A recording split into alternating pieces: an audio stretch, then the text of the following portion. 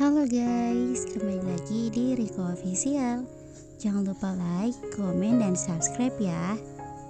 Kendati ia merasakan tubuhnya terasa kurang sehat karena demam yang ia dapatkan sejak siang tadi, Anya memilih tidak beristirahat di ranjangnya. Ketimbang bergelung di balik selimut, ia memilih waspada dengan kemungkinan Pasha yang tiba-tiba muncul lagi untuk menyerangnya kembali.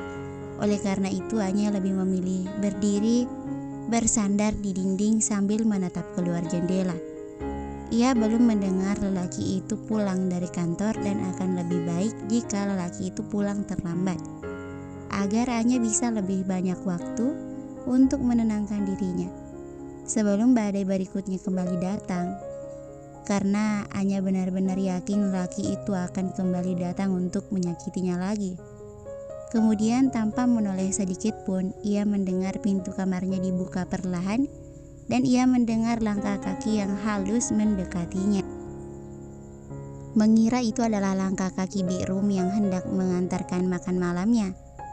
"Birum, aku gak ingin makan, bawa pergi makanan itu," ujar Anya tanpa menoleh sambil merapatkan kardigan yang ia kenakan untuk melapisi setelan piyamanya. Sementara bola matanya terus menatap keluar jendela, mengamati dunia luar dari balik jendelanya yang berteralis dan mengingatkannya akan sangkar burung. "Sudah aku bilang aku gak berselera makan, Bibi pergi saja." Anya mengulang kata-katanya karena ia terus mendengar langkah kaki yang kian mendekat kepadanya. "Sudah aku bilang aku tidak mau Apakah karena sedang merindukan aku, sayang?" ujar suara dari pemilik langkah kaki sambil melingkarkan kedua tangannya di pinggang Anya. Lantas tanpa permisi menarik tubuh Anya ke dalam pelukannya. Sontak membuat Anya berusaha meronta-ronta. Namun lelaki itu, Pasha, tidak memperdulikan penolakannya. Ia justru makin memperkuat pelukannya sembari menggigit berulang kali daun telinga Anya dan membisikkan kata-kata yang bermaksud untuk membuat hati Anya berdesir. "Seharusnya kamu merindukanku seperti aku merindukanmu." Namun ungkapan manis yang seharusnya dapat memabukkan perempuan manapun itu justru malah membuat Anya ingin berlaku sebaliknya.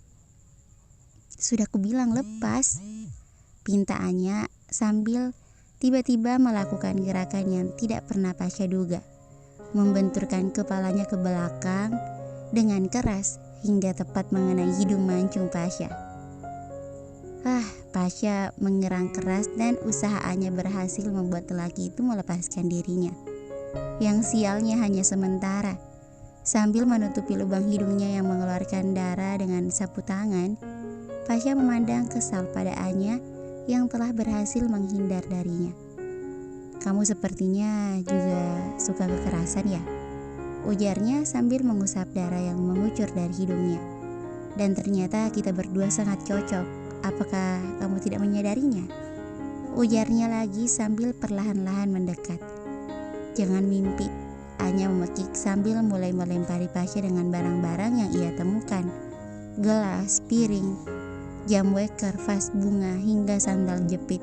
Meski semuanya meleset dan Pasha terus semakin mendekat dan berhasil menubruknya ketikanya hendak membuka pintu untuk melarikan diri. Pasha menangkap tubuhnya dari belakang lalu menariknya dengan keras, membanting tubuhnya ke ranjang, berniat hendak menyiksanya lagi secara seperti itu. Namun sebelum Pasha berhasil mengungkung tubuhnya, Anya menendang lelaki itu tepat di bagian tervital dan tersakit dalam sepanjang hidup lelaki itu, hingga membuat lelaki itu sontak jatuh terjungkal ke lantai, meringkuk memegangi burung puyuhnya. Dengan wajah semerah pantat babon, Pasha melotot dan menjerit tanpa suara karena rasa sakit bercampur ngilu yang terlalu ia rasakan. Tidak menyangka ia telah memperoleh 2 serangan tak terduga dari Anya. Melihat Pasha tampak tak berdaya, Anya mengambil kesempatan itu untuk melarikan diri. Meski ia tahu usahanya tidak akan berhasil. Mengabaikan rasa nyeri di pangkal pahanya, Anya berlari ke segala penjuru, mencoba kembali mencari jalan keluar dalam situasi mencekam seperti ini.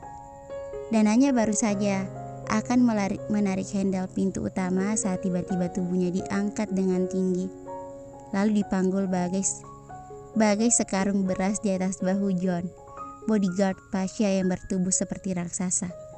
"Lepaskan aku!" Anya menjerit sekerasnya sambil berusaha memukuli punggung besar John dengan bertubi-tubi. Namun lelaki besar itu seolah tak merasakan apapun. Dengan santai ia menaiki tangga demi tangga, membawa istri tuannya kembali ke kamar. Tanpa sepatah kata apapun, John menurunkan Anya dengan lembut di atas lantai, tepat di depan Pasha yang kini duduk di bibir ranjang. Lelaki itu tampak masih sesekali meringis nyeri. "Borgol dia," perintah Pasha dengan wajah merah masih menahan kesakitan dan kedua tangannya masih bertahan di atas burung puyuhnya. Seolah-olah akibat tendangan keras Anya, aset berharganya itu akan lepas dari sangkarnya jika ia tidak mengurungnya dengan kedua tangannya. Alih-alih ketakutan dengan kedua tangan yang telah diborgol di belakang punggungnya, Anya malah dengan sengaja menertawakan kemalangan Pasha. Dengan masih menahan sakit, tertatih-tatih ia mendekati Anya, lalu menarik dengan keras lembut rambut Anya seraya berkata, "Dasar kamu tidak tahu diuntung," ujar Pasha tepat di depan wajah kesakitan Anya.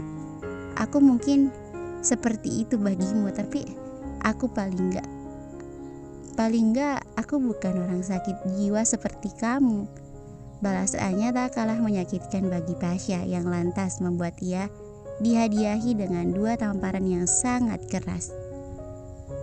Darah segar perlahan mengalir dari lubang hidung Anya. Tak berhenti sampai di situ, Pasha lalu melepas ikat pinggangnya, tertawa seperti orang sakit jiwa lalu mencambuk tubuh Anya dengan keras bertubi-tubi, hingga membuat Anya tak ubahnya bagai singa betina liar dalam sirkus yang sedang berusaha dijinakkan. Melihat Anya diperlakukan seperti hewan namun berusaha keras untuk tidak mengadu kesakitan, Biru lantas mendekat untuk memeluk tubuh Anya, melindunginya dengan badannya. "Tuan, jangan Tuan, kasihan Nyonya," jeritnya dengan ekspresi ketakutan menatap wajah tampan namun bengis tuannya. Berusaha menghentikan aksi kejamnya.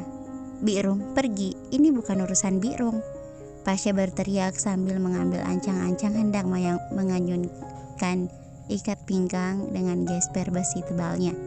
"Saya mohon Tuan." "Tubuh Nyonya masih lemah, saya mohon." Biru meraung memohon, air matanya bahkan telah tumpah membanjiri wajah lugunya. Seolah tidak ingin menyakiti Birum, Pasha memberi isyarat pada John agar membawa Birum. "Tuan," jerit Birum dengan posisi diseret keluar dari kamar oleh John hingga yang bisa Anya dengar adalah suaranya yang menyayat hati membela dirinya. "Tuan, kasihan Nyonya, Bibi mohon, jangan sakiti Birum," ucap Anya dengan wajah menempel di lantai meringkuk dan memeluk tubuhnya sendiri, menahan setiap rasa perih dan panas di sekujur tubuhnya. Berusaha keras untuk tidak menangis, karena hanya akan membuat lelaki sakit jiwa itu semakin bertambah senang melihat penderitaannya. Berlutut dengan satu kaki, Pasha kembali menarik Anya dengan menjambak rambutnya, menertawakan kemarahan yang dibalut penderitaan dalam raut wajah cantik malangnya. "Tentu saja akan. Jika kamu semakin melawanku, aku bisa melakukan apa saja pada Birum." "Sakit jiwa," ucap Anya menatap tajam Pasha yang menyeringai dan wajahnya semakin mendekat seperti hendak mencium bibir Anya. "Akan lebih baik jika kamu mengatakan aku menginginkanmu, Pasha," ucap Pasha sebelum bibirnya menempel dan memaksa Anya membuka bibirnya dengan lidah kasarnya. Dengan tangannya yang kian kuat menjambak rambut Anya, sementara tangan yang lain meremas keras dada Anya. Namun kesenangan Pasha terganggu karena mendengar suara asisten pribadinya, Andi, yang tiba-tiba muncul di depan pintu kamar yang terbuka sejak tadi. "Tuan," Andi tampak tidak enak karena tidak sengaja mengganggu dan melihat ulah tuannya mencumbu paksa istrinya dengan cara yang mengenaskan. "Ada apa, Andi?" sahut Pasha sambil melepaskan Anya yang langsung terkulai lemas di lantai. Ada Tuan Jovan datang berkunjung, jawab Andi masih dengan wajah terpaling menuju arah lain. Mendengar nama Jovan disebut, Anya seolah mendapat setitik harapan. Jovan datang dan semoga suami sahabatnya itu mengetahui perihal penyekapan yang sedang ia alami. Berbeda dengan Anya, sudah pasti Pasha merasa kesal kenapa lelaki yang selama ini menjadi mitranya datang berkunjung tanpa pemberitahuan sebelumnya. Aku akan menemuinya di ruang utama, kata Pasha sambil menatap Anya dengan tajam. Baik Tuan, Andi undur diri. Jangan berani berharap sayang, katanya sambil tertawa jahat sambil menepuk-nepuk wajah Anya cukup keras, seolah-olah bisa membaca isi kepala Anya.